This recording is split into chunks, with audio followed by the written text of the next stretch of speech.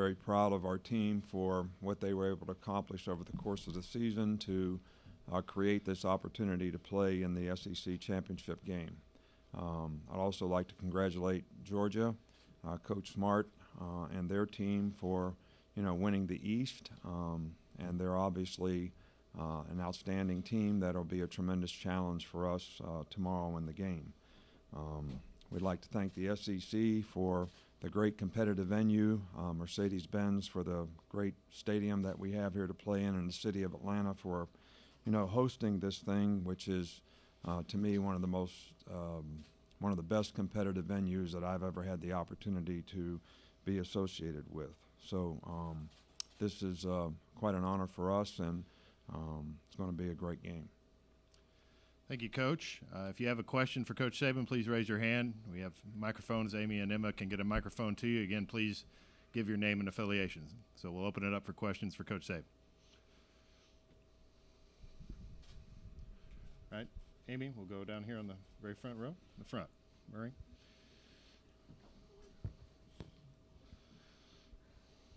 Murray Pooh, Bulldog Illustrated. Coach, with the great success you've had throwing the ball this year, and Tua having such a great year, how pleased have you been with your three running backs? Not quite in limelight they've been in the past, maybe, but what do you feel about their performance this season? Well, we feel like that having the opportunity to create balance on offense is really a key for us.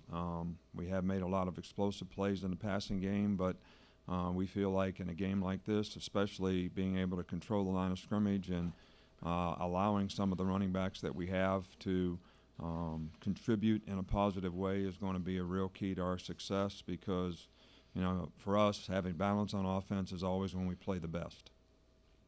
Coach, we'll go over to our left side about 3/4 of the way back. AJ Spur, 90.7 WVUA.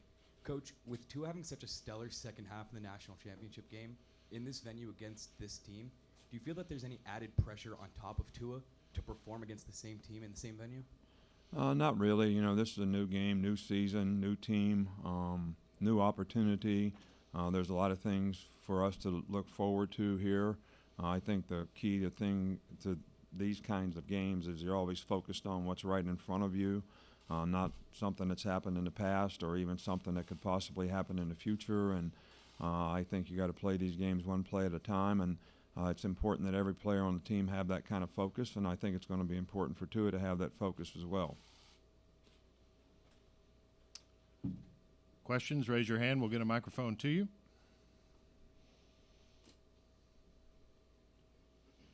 Got one back over here on the wall, right side. Greg Collier, Action Sports and News. Coach, to finish a season, start the season number one, finish the season number one is a remarkable feat in itself.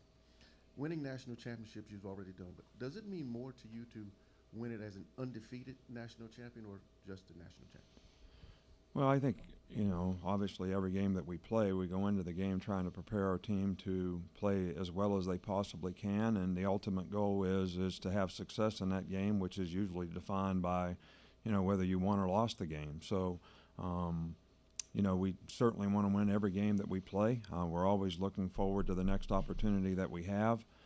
Sometimes, teams respond a little better when they don't have success to some of the things they need to do to improve on. I think it's very difficult sometimes to deal with success and be able to continue to focus on the things you need to do to play well, psychologically at least.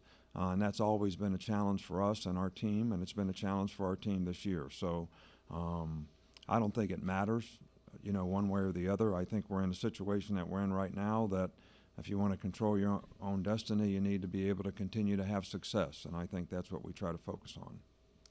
Coach, we'll go back over here to our left. Paul Newberry from Associated Press. You touching on that, wanting to control your own destiny. Do you think at all about playoff scenarios and even the thought that y'all could even lose this game and still make the playoff? And you've gotten in a couple times without winning the SEC, obviously. Well, I think our total focus is on this game. We're going to play against a really good team. It's going to be important for us to play as well as we played all year long. And do it for 60 minutes in the game, every minute in the game, probably. So that's where our focus is. I don't really spend a lot of time thinking about what ifs, which, that would be a what if this happens. So not really, no. We like to focus on the game. I think it's only fair to our players as coaches, as people in our organization, and for each one of them to stay focused on what they have to do that's right in front of them, which is, this particular game against a really good team. Coach, we'll go back over to the right. Mike?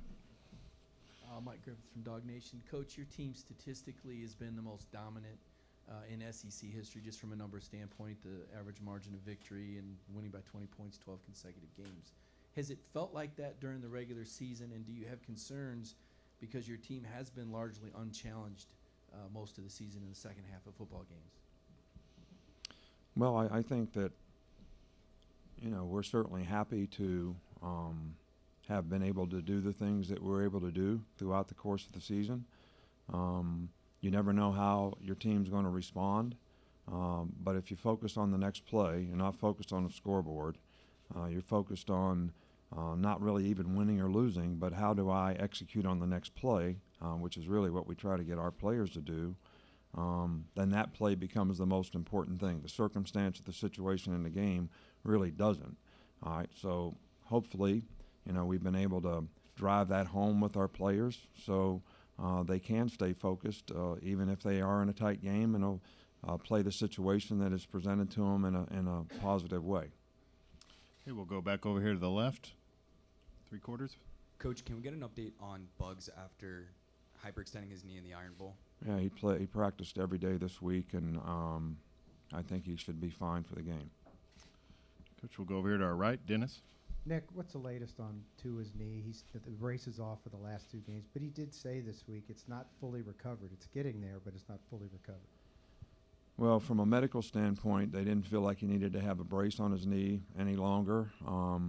He looks like he can run efficiently and effectively. He doesn't have a lot of pain or anything like that. So as far as I'm concerned, as far as we're concerned, he's medically cleared to play, and he's never ever thought that where he is right now has any effect on his ability to play. Okay, Coach, we'll go over here on the left side, midway back. Coach Cody Chaffins, Fox 5 in Atlanta. As you look at this Georgia team on film, a lot of the same players, but is there anything that stands out to you that they're doing much better than they were when you guys faced them in January?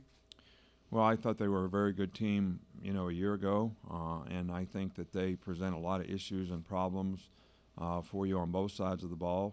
They're very well coached. They do a good job of executing whatever it is they're called on to do. I think offensively, they made a lot of explosive plays, and they've been able to control the line of scrimmage and run the ball effectively. And the quarterback, whichever quarterback has played, certainly has done his role extremely well. Jake's played really, really well for him, and when number one comes in, he does a really good job of executing his role, and it creates some preparation issues for you when you try to defend that. They still play really, really solid, sound, good defense all the time. They're physical. They run to the ball well. They got good team speed, and they played especially well on special teams. So this is a complete team that we're playing, and I think they've made improvements from a year ago. Okay, Coach, we'll stay on this right side along the wall. Brandon Sudge, Macon Telegraph. Coach, as you speak about special teams, how important is that in a game like this that could be closely contested, and also on Georgia's end with Mecole Hardman, what type of challenges does he pose in the on punt return? Right. Well, to me, you want your special teams to be able to control vertical field position in a game. Your specialists have to execute to be able to do that, and that's not just your punter and kicker, but it's also the skill guys who are the returners.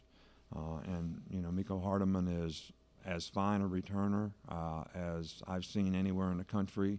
This year he's very explosive. He's very fast.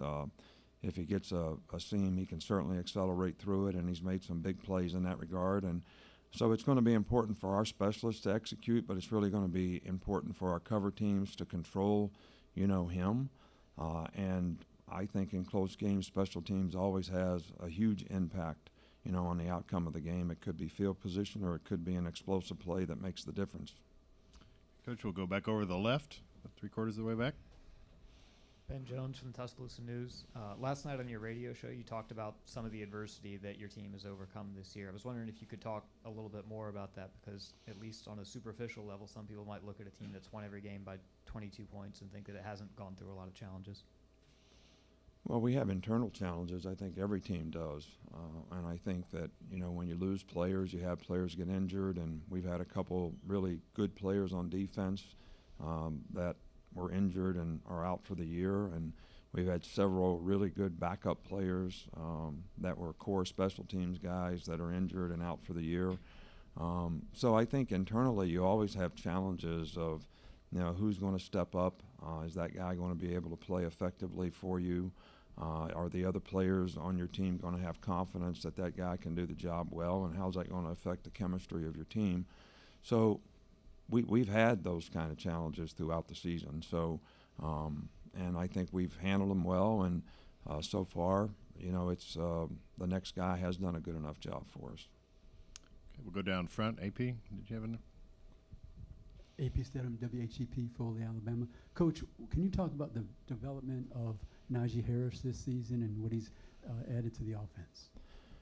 Well, Najee is a very talented player. He's got great size and speed. He's very effective when he has the ball in his hand, and he's a complete player in terms of being a good receiver as well as a good runner with the ball. And I think the improvement that he's made has come because of the experience that he's gained as a player. And he's a more complete player now, and we have total confidence that he can go in the game. And, Damian Harris and Josh Jacobs have both, been very productive for us as well. But I think those three guys are all really good players, and we need them all to play very well. Okay, we'll go back over here on the left. Brandon Adams from Dog Nation. Coach, you are now about to play Georgia for the second consecutive postseason. Is there any sense of anticipation with you that you could be doing a lot more of this in the years to come, playing Georgia in games like this? Well, I think Kirby has done a fantastic job at Georgia, and they've recruited well. They have good players. They do a good job of coaching them. And, we obviously have our challenges to continue to try to play at the standard that we played at. And that's something that we're going to focus on. But I have no doubt that they'll continue to have a very, very good program because I think they've established that. And I think they'll continue to do well in the future.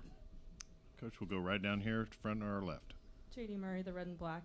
Coach, obviously Georgia got a look at Tua in the second half of last year's national championship game. How does that affect your preparation at all, and do you think that gives them any kind of advantage, knowing that most of the teams you faced hadn't seen much of him before? Well, most of the teams we played this year, we played against last year. So, I think the fact that we played Georgia last year, we learned a little bit about them. I'm sure they learned a little bit about us. And I think, you always take some of those things into consideration, when you plan for this year's game. What worked well, what didn't work well, what do we need to change, what can we fix, what can we do better. That's the first thing we do after any game that we play is, analyze, if we played this team again, what will we do differently. So I think the answer to the question is probably yes. But at the same time, I think it's important that you do what you do well. And your players have confidence in it, they understand it, and they got to be able to go out and execute it. So I think when you make a lot of changes sometimes, maybe you're not as effective in terms of your ability to execute. Here's we'll go to our far left over here, Scott. Hey, Nick, Scott Rappelay with the Baton Rouge Advocate. Kirby is one of many former assistants you've had who've gone on to become head coaches. What qualities do you look for when you're hiring an assistant, and what things did you see in him when you hired him at LSU that maybe might have led you to think, if not then, but later on, that he might get to a level like he is now? Well, first off, you want to hire people that are knowledgeable, which usually means they're bright. Kirby is certainly very bright. You want to hire people who are a good fit on your staff. That means they're going to get along with the other people that you have working, so you work well together, as a group. And you want to have people that have goals and aspirations for what they want to accomplish and what they want to do, because that's going to motivate them to do a very good job. And Kirby did an outstanding job for us for all the years that he was with us, and I think the record sort of speaks for itself, and whatever he was responsible for was, very, very efficient and successful. So, but those are the qualities that we try to look for. And, we've been fortunate to have really good assistants. We've been fortunate to have people who work well together in our program, and I think all those people have really made a much greater, more significant impact on we've been able to accomplish than sometimes they get credit for. Coach, we'll go back over to the right, the middle. Ross. Ross Dellinger, SI. Nick, I want to take you back to your first SEC championship game in 2001 with LSU and Tennessee. At halftime, you were down big, didn't have your starting quarterback, starting running back. Can you kind of take us into that locker room as a young coach and the adversity that you handled there? Well, you bring up an interesting point. I think in that game, I probably made the greatest blunder of my coaching career. We got behind 14-0 right off the bat. First two times Tennessee had the ball, they scored touchdowns. We got the ball. We got 4th and an inch on our own 29-yard line, after a kickoff. And I say, if we don't keep the ball on offense, we may get beat 100-0. So we went for it. And John Henderson was a nose guard, and Rohan Davey was a quarterback. And John Henderson knocked the center back about to where we got in the huddle, and we didn't make it. And we went in and stopped them on defense, and they kicked the field goal. So now we were behind 17 to whatever. And I'm like, for the next 10 minutes of the game, I'm thinking this is the dumbest thing you've ever done in your coaching career. And from that time on, we ended up winning the game like 31-20. So we kind of played pretty well. And I was still a little shook after the game, and a couple of the seniors came up to me and said, Coach, when you went for it on 4th down, that's when we really thought we could win. And that changed the way we played. So the dumbest thing I ever did turned out to be one of the smartest. That's what I remember about that game.